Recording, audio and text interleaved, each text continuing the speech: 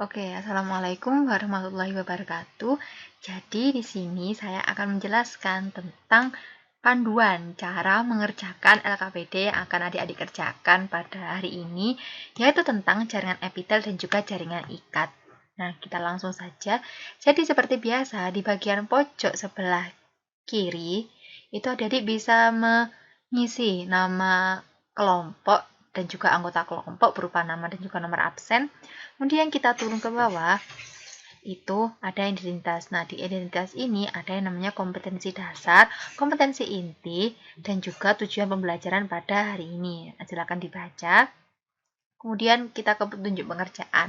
Nah, di petunjuk pengerjaan ini ada link berita. Nah, adik bisa baca link berita atau adik bisa membaca di kegiatan pembelajaran seperti ini. Silakan dibaca tentang mengenai fungsi trachea pada manusia.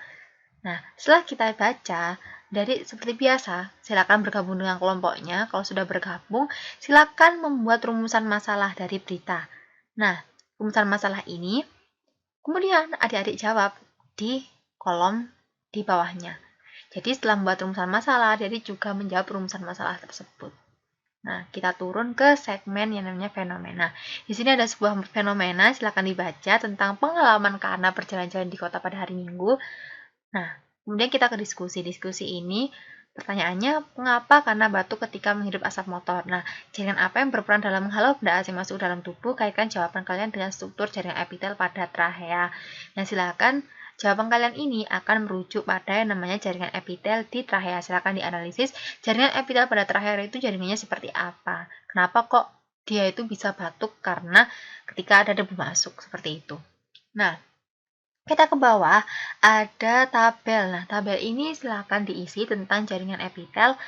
Ada 7 kolom di sini. Bisa dibaca, kemudian bisa dijawab tentang ciri-ciri dan juga fungsi dan juga letaknya di mana. Contohnya kayak seperti nomor 1 ini, nama epitelnya apa, ciri-cirinya apa, fungsinya apa, dan letaknya di mana. Seperti itu. Dan berlaku sampai nomor 7, silakan dijawab.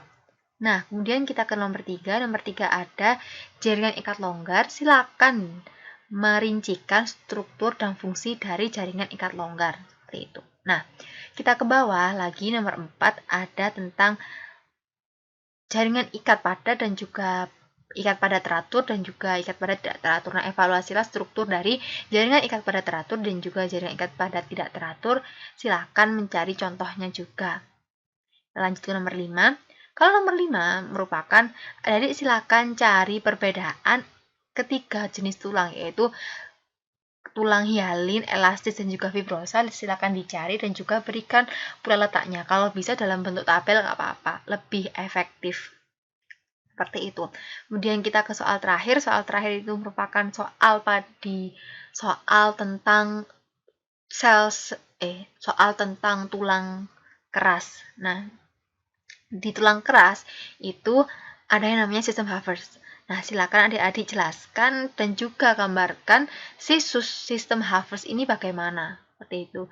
Setelah selesai, adik-adik lanjut ke evaluasi. Di sini silakan menulis kesimpulan tentang pelajaran apa saja yang akan adik-adik yang sudah adik-adik terima. Kemudian ke refleksi. Refleksi ini silakan ditulis tentang pembelajaran hari ini bagaimana kesan pesannya seperti itu. Kayak pembelajaran kurang menarik atau medianya kurang, penjelasannya kurang singkat atau bertele-tele, silakan direfleksikan. Kita ke bawah ada refleksi pemahaman materi, ini silakan diisi tentang pemahaman materi adik-adik seperti itu.